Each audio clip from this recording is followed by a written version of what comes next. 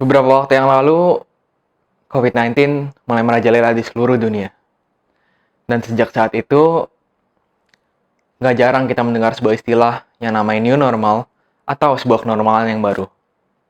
Namun, ada satu pertanyaan yang terlewat dari pikiran kita.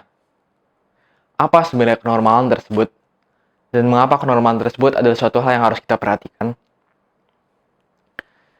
Di sini kita bisa melihat 3 gambar permainan tic-tac-toe. Ketiga gambar tersebut memiliki pola kemenangan yang sama. Dan semakin sering kita melihat ketiga gambar tersebut, semakin tertanam pola tersebut di dalam pikiran kita. Lalu kita diberikan gambar keempat, dan kita diminta untuk menyelesaikan permainan tersebut. Tentu, hal pertama yang kita lakukan adalah mengimplementasikan pola yang sebelumnya kita dapat dalam permainan keempat ini. Namun, bila kita diberikan suatu gambar permainan kelima, di mana kita tidak bisa mengimplementasikan pola tersebut, tentu kita akan secara aktif mencari cara-cara baru untuk bisa menyelesaikan permainan tersebut. Inilah yang disebut sebagai kenormalan. 3 gambar pertama adalah gambar-gambar yang membentuk suatu kenormalan dan menanamkannya di dalam pikiran kita.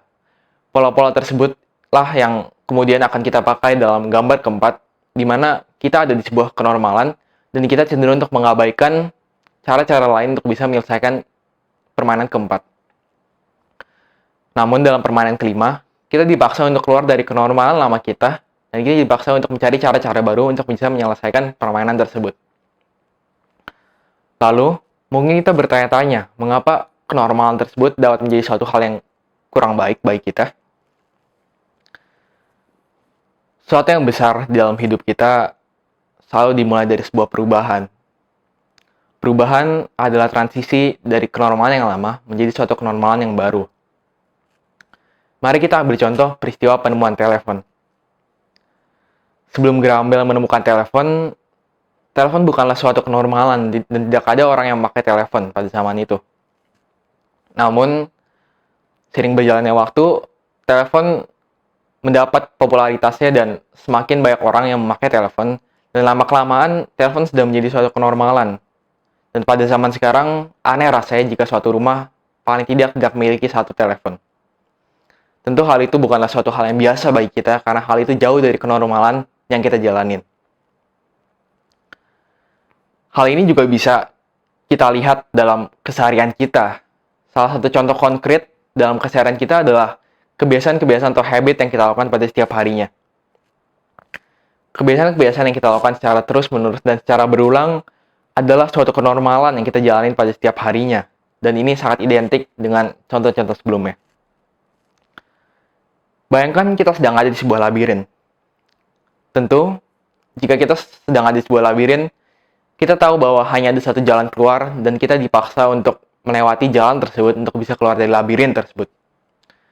Dan inilah yang mendasari pola pikir dari sebuah kenormalan, di mana kita terpaku pada suatu hal yang membuat kita berpikir bahwa hanya ada satu jalan keluar, seperti baknya kita ada di sebuah labirin. Dan dunia kita tidak sempit seperti kita ada di sebuah labirin. Jadi sehingga jika kita mengimplementasikan pola pikir seperti ini dalam kehidupan kita, tentu hasil yang akan kita terima tidak akan optimal. Kita akan terjebak dalam sebuah pola pikir yang membuat kita memikir hanya ada satu jalan keluar dan kita harus mengikuti jalan tersebut. Inilah yang saya sebut sebagai the maze effect. Dan mungkin kenormalan-kenormalan yang ada dalam diri kita adalah suatu hal yang kita take for granted dan kita sering tidak menyadari bahwa dalam hidup kita ada banyak sekali kenormalan yang bisa kita ubah seharusnya untuk bisa menjadi sesuatu yang lebih baik lagi. Realitanya, hal-hal seperti stigma atau standar sosial atau kebiasaan atau habit kita dalam setiap harinya adalah suatu kenormalan yang sangat sulit untuk diubah dan dibutuhkan effort yang masif untuk bisa mengubahnya. Dan jika kita tetap ada dalam the maze effect tersebut, tentu kita akan selalu ada dalam kenormalan lama kita. Dan kita hanya berpikiran bahwa satu cara itu adalah satu-satunya cara untuk bisa menyelesaikan permasalahan tersebut. Namun, bukan mustahil bagi kita untuk bisa keluar dari the maze effect.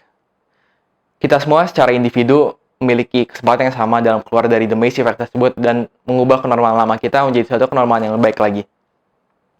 Kita juga bisa melihat contoh-contohnya di sekitar kita, kita bisa melihat teman-teman kita yang memiliki kebiasaan baik, itu bukan semata-mata mereka memiliki kebiasaan baik dari mereka lahir, tapi mereka berhasil keluar dari kebiasaan lama mereka, dari kenormalan lama mereka yang mendatangkan keburukan bagi mereka, menjadi sebuah kenormalan yang baru yang bisa mendatangkan kebaikan bagi mereka.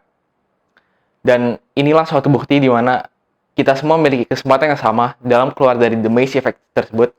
Dan inilah 3 hal yang bisa kita lakukan untuk bisa keluar dari the maze effect tersebut.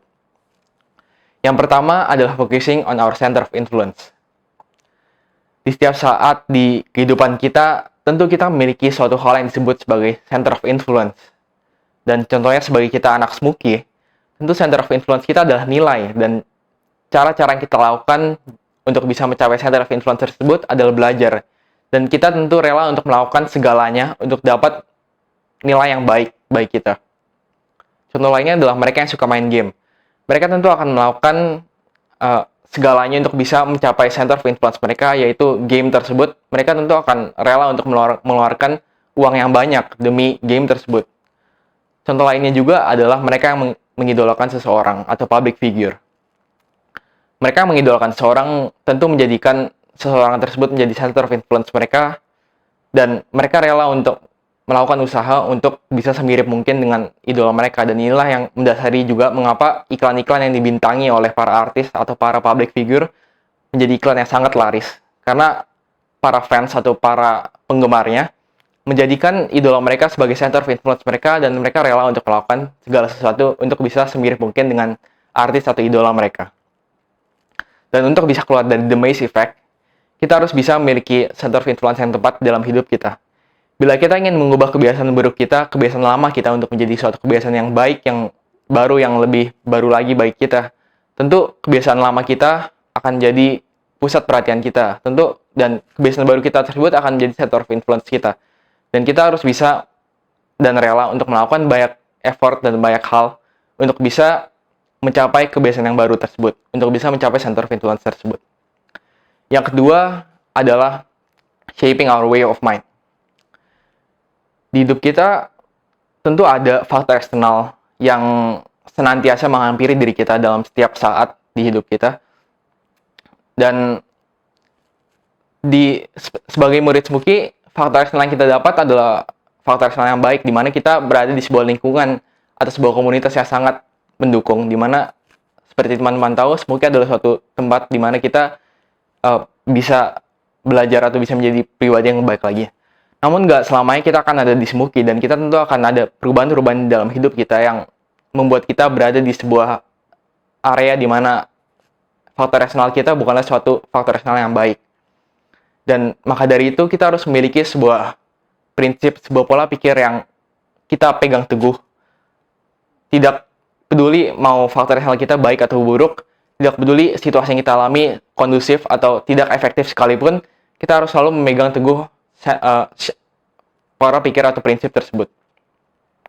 Dan pola pikir atau prinsip tersebut yang menjadi semangat kita jika di tengah jalan kita merasa lesu atau kita merasa malas dalam melakukan usaha untuk keluar dari the maze effect. Dan itu yang menjadi semangat kita yang mendorong kita untuk bisa keluar dari the maze effect. Yang ketiga adalah the power of initiation. Dalam hidup kita, jika kita melakukan sesuatu, pasti ada sesuatu hal yang kita terima juga. Jika kita memberikan input, tentu ada output yang kita terima, mau itu baik atau buruk. Dan kita cenderung melihat hal ini sebagai suatu hal yang remeh, dan kita cenderung ada pada sebuah bias. Dalam dunia psikologi ada sebuah bias yang bernama hindsight bias, di mana kita melebih-lebihkan suatu hal, kemungkinan suatu hal untuk dapat terjadi. Contohnya adalah ketika kita membuat suatu usaha dan ternyata gagal, pada akhirnya kita akan berpikiran bahwa kita udah tahu kalau itu bakal gagal.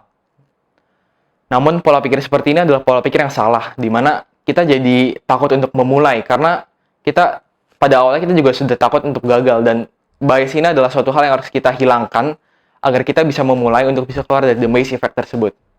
Dan dengan memulai untuk bisa keluar dari the maze effect tersebut, kita bisa menempatkan diri kita satu langkah lebih maju untuk bisa mengubah kenormalan lama kita yang buruk menjadi suatu kenormalan yang lebih baik lagi.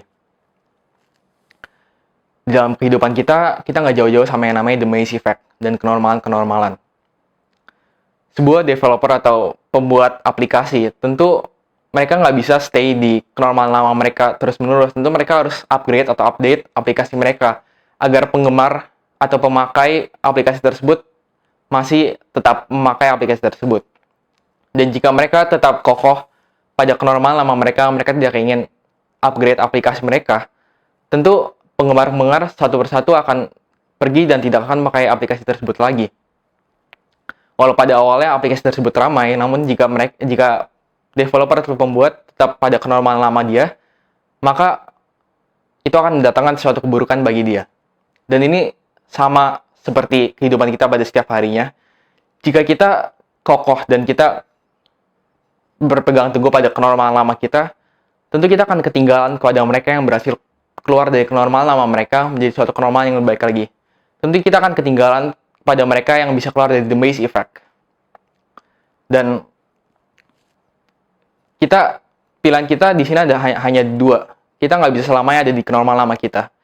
Pilihan kita hanyalah mengambil langkah sekarang atau menunggu semesta memaksa. Dan dengan menempatkan diri kita dan dengan meningkatkan awareness kita dari the maze effect tersebut, kita sudah menempatkan diri kita satu langkah lebih maju untuk bisa keluar dari kenormalan lama kita menjadi sebuah kenormalan yang lebih baik lagi yang bisa mendatangkan kebaikan bagi diri kita. Terima kasih.